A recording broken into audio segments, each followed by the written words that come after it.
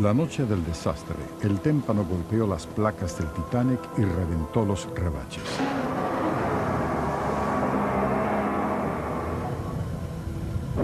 Increíblemente, estas pequeñas heridas dispararon un patrón de inundación que derivó en el naufragio del gran buque.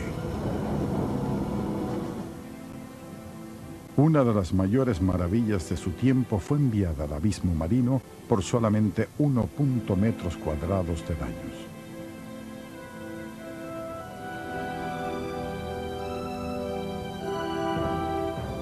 Hoy la historia del Titanic está más viva que nunca. El crucero más famoso del mundo vuelve a ser titulares al desatar una fiebre mundial gracias al film que lo revivió. Mientras que el verdadero buque se desintegra lentamente en el fondo del Atlántico.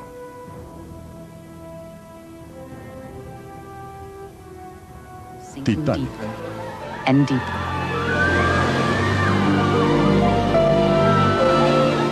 There were passengers in each class who did remain asleep. There was one lady in third class, a Finnish lady, who said afterwards her husband went out on deck to find out what happened, and he never came back. And she went back to sleep, and she finally woke up, and the room was really tilting at a serious angle, and she worked her way up to the boat deck and got into a boat and got away, and she never saw him again. One of the problems of the third class had, first of all, was the language problem. When stewards would go down and knock on the doors of all the immigrants, people really didn't quite understand what was going on, coupled with the fact that the passageways up to where the lifeboats were not convenient. The Goldsmiths were one of the more fortunate third-class passengers. The English-born couple, along with their 9-year-old son Frankie, escaped through a maze of passageways up to the lifeboat deck. Frank Goldsmith felt something, and the throbbing of the ship stopped, and he was down in third class, and he went up on deck, and he could see that there was a problem. And while he was up there, the doctor came down and got the Goldsmith family up and asked them to put their life belts on and go up on deck. There was so much noise upstairs. They were running upstairs and running in the halls and yelling and all that. We put our coats over our night clothes. We put our shoes and stockings on. We did not put on any life belts. It came to this great big room, and it was full of women, and in all kinds of dress and undress. They were crying or they were scared because they didn't know what was going to happen. We were there for about 5 minutes. My mother came to me and she says, "Well, Ruth, it's so cold outside." She said, "Would you please go down and get 3 blankets from our cabin to wrap around?" My little brother was 2 and my sister was 4. When Ruth Becker returned with the blankets, she discovered her family was ordered to be lowered down in a lifeboat without her. Ruth's mother yelled up to her to get into the next boat. So I did just that. I wasn't a bit scared. I was very excited. It never dawned on me that we might drown or anything like that. But anyway, I said, "May I get into this boat?" He says, "Why, sure," and he picked me up and threw me in. Second-class passenger Michel Navratil, who was estranged from his wife in France, had kidnapped his 2 sons. He intended to steal them away aboard the Titanic to America to start a new life. But sometime after the ship struck the iceberg, he carried his sons to the lifeboat deck.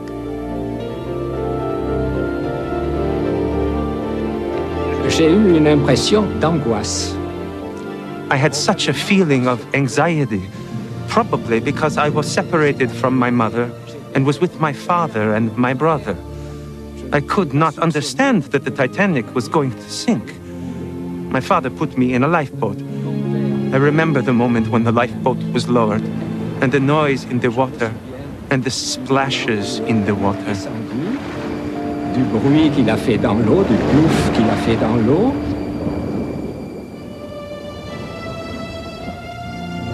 Countless passengers displayed acts of bravery and courage during the last hour the Titanic remained afloat. I've read dozens of accounts where the women had the opportunity to save themselves, but they wouldn't do it. Mrs. Strauss was offered a chance to get into a lifeboat. Her husband wouldn't leave the ship. He wanted to give the women and children a chance. And Mrs. Strauss just refused to leave. She says, if you're staying here, I'm going to stay with you no matter what. Among the brave men, first-class passenger John Jacob Astor escorted his wife Madeline into a lifeboat and then quietly walked away. American millionaire Benjamin Guggenheim and his valet eventually took off their life belts and changed into their finest evening attire.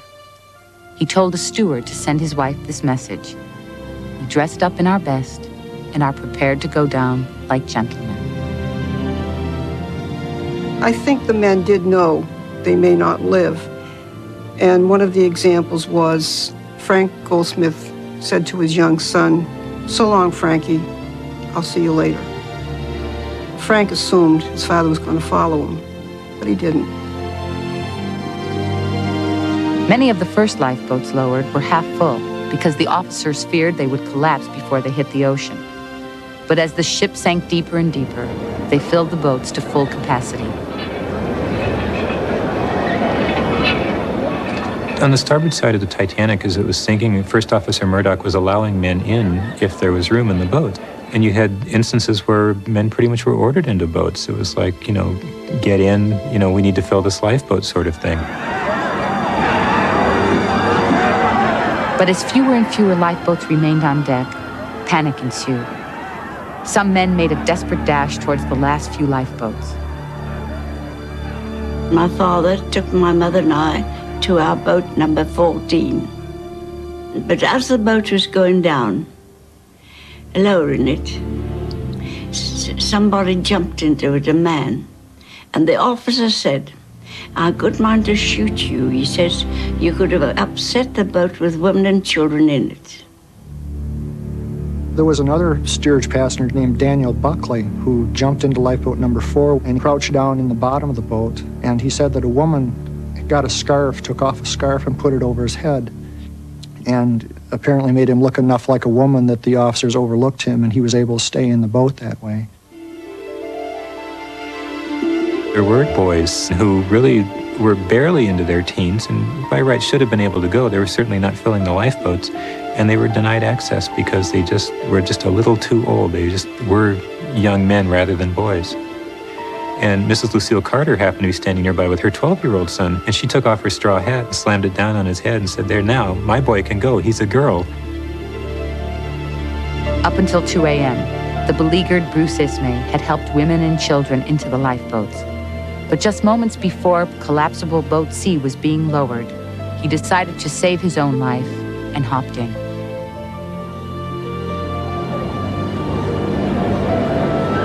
Shortly after 2 a.m., the last collapsible boat was lowered down to the icy water. Some passengers rowing away thought they heard the orchestra play the gentle hymn, "Nearer, My God, to Thee." But the soothing music soon stopped when the ship's stern began to rise up from the water like a giant beast.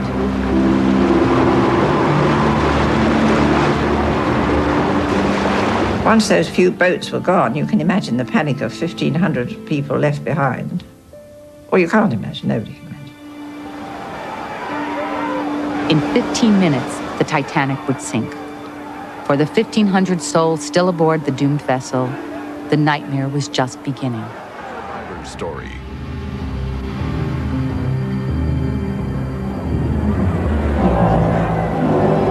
At 10 minutes past 2 a.m., the Titanic's stern continued to rise up from the water.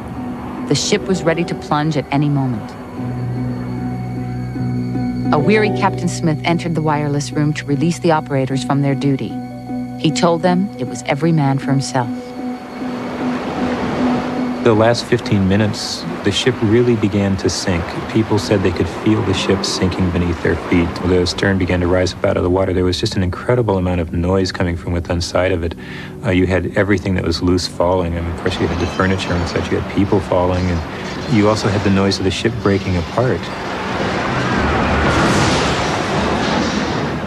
The Titanic was going down very slowly, and these people were standing there at the at the decks, at the railing, wishing somebody, I suppose, would come and rescue them. But finally, it did go down, and all the people who were standing at the decks, at the railing, jumped. They jumped and they screamed and they yelled for help. And of course, nobody came to help. I'll never forget the terrible noise that ship made when it was drawn down.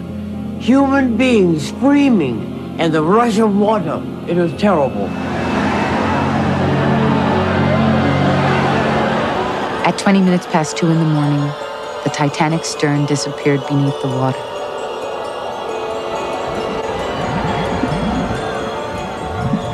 For a moment, there was a chilling silence. Then the sound of desperate voices echoed above the ocean's surface. I think most of the people who were on the ship actually managed to get off into the water. Either they jumped just before the ship went down or they were washed off the ship as she plunged. The majority of the 1,500 that were lost were actually floating on the surface after the ship was gone. We rowed away just as far fast as we could because these people were screaming and yelling, and they wanted to get into our boat. We had about 65 or 70 in our boat. We couldn't take any more. Most passengers in the lifeboats were unwilling to go back to save those hopelessly swimming in the below freezing water. But in lifeboat number 14, 5th Officer Harold Lowe rescued 3 near-dead souls.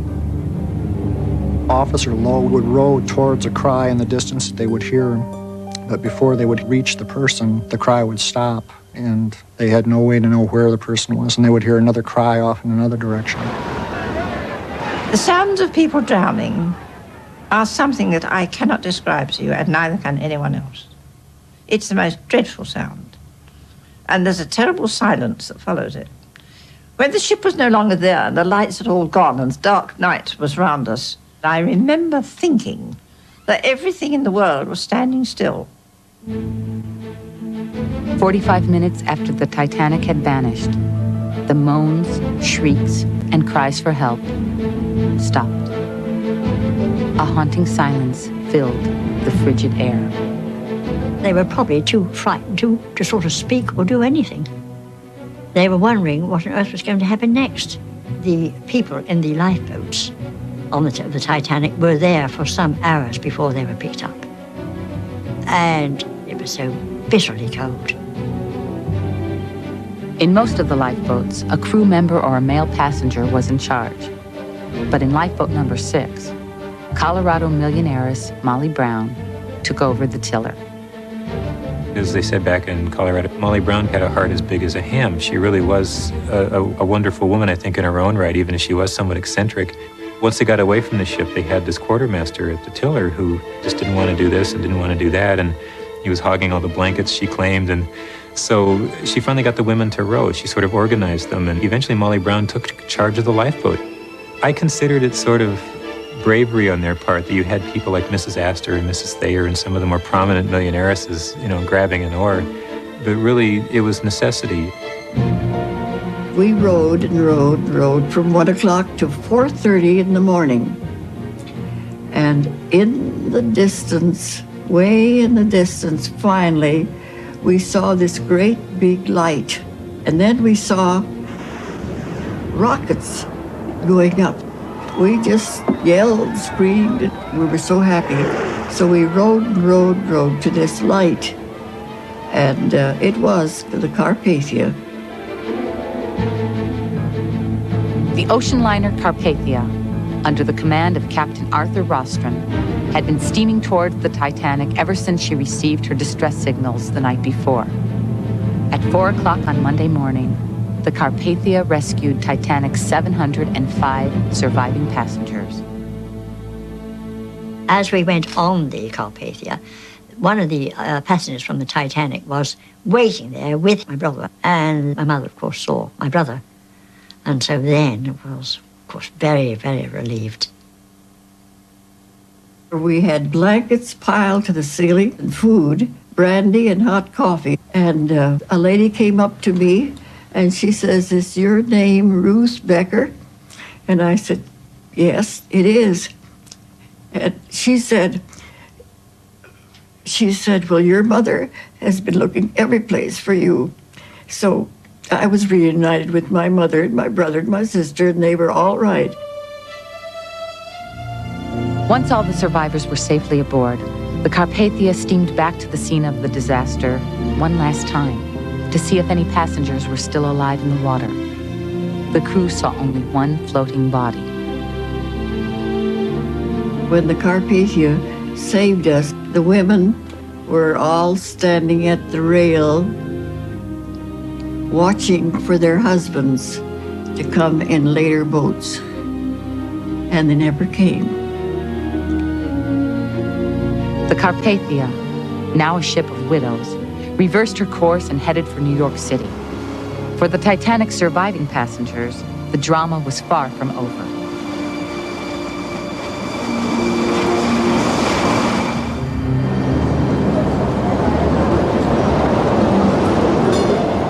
News of the Titanic disaster sent shockwaves across America and Europe.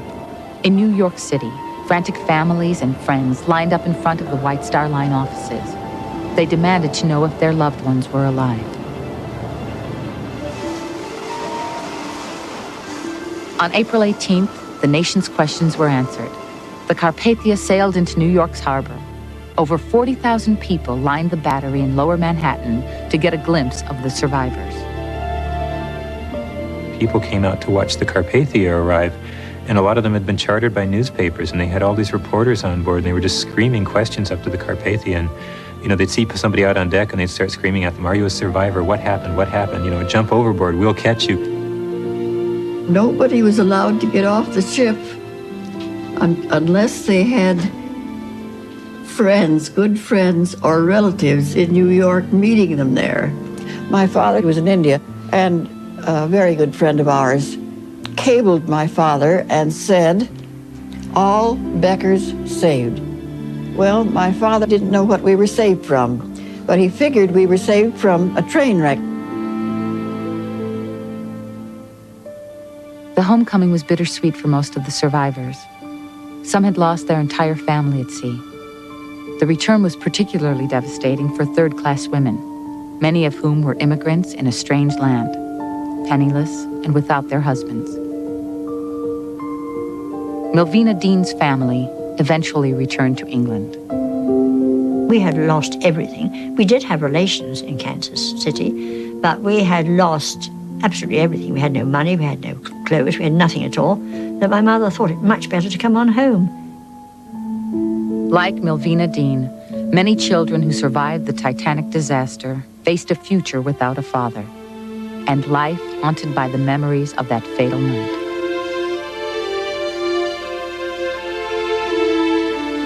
Lolo and Momon Navratil became known as the orphans of the Titanic. Their father, Michel, who had kidnapped them from their mother, perished with the ship. 3 weeks after the disaster, their mother, Marcel, read about the orphan boys in a French newspaper. She realized they were her sons. Je me souviens du moment. I remember the moment my father put me in the lifeboat. Dans le canot. Et à ce moment-là, il m'a At that moment, he told me to give all of his affection to my mother. toute son affection à ma mère.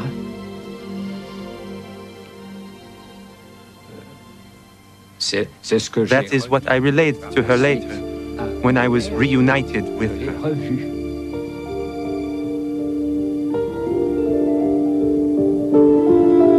With so many lives lost, the United States and Great Britain opened inquiries to find someone to blame. Captain Smith, who didn't survive the disaster, was cleared of any wrongdoing.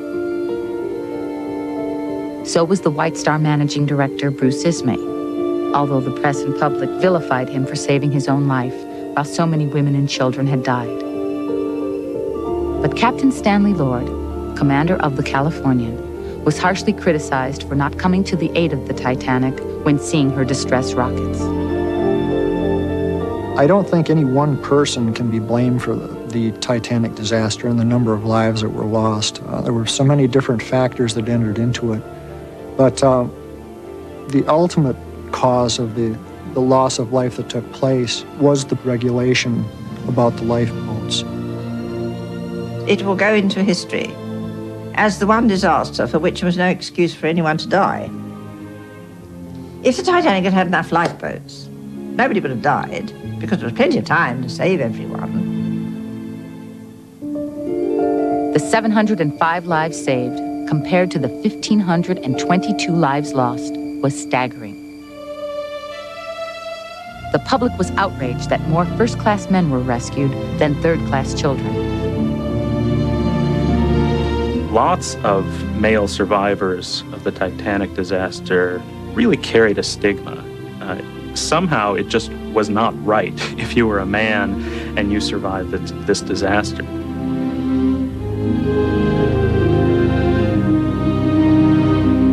Funeral services and eulogies for those perished at sea spread across 2 continents. And so too did the myths and legends about the once luxurious ocean liner. How could she disappear beneath the sea forever?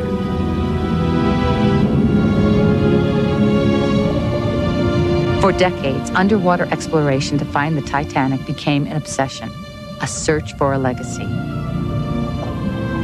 Almost 75 years after the legendary shipwreck, the quest would be fulfilled. And for the survivors, the memories would resurface once again.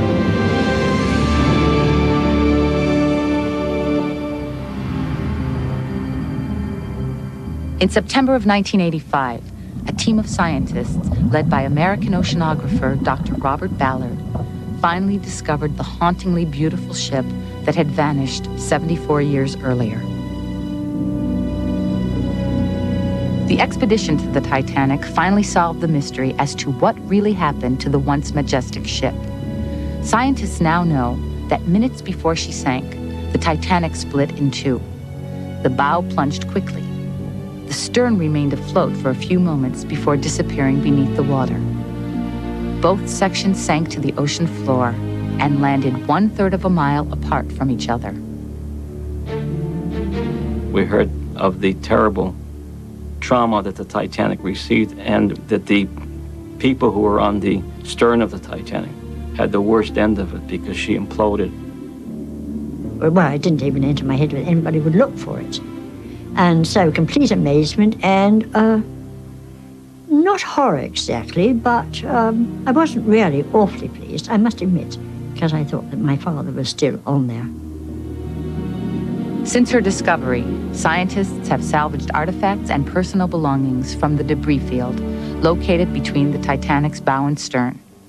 There have even been attempts to raise part of the Titanic's hull. I hope severely that they will never attempt to raise part of it, but I have an enormous admiration for the scientific skill in finding it. It astounded me with wonderment.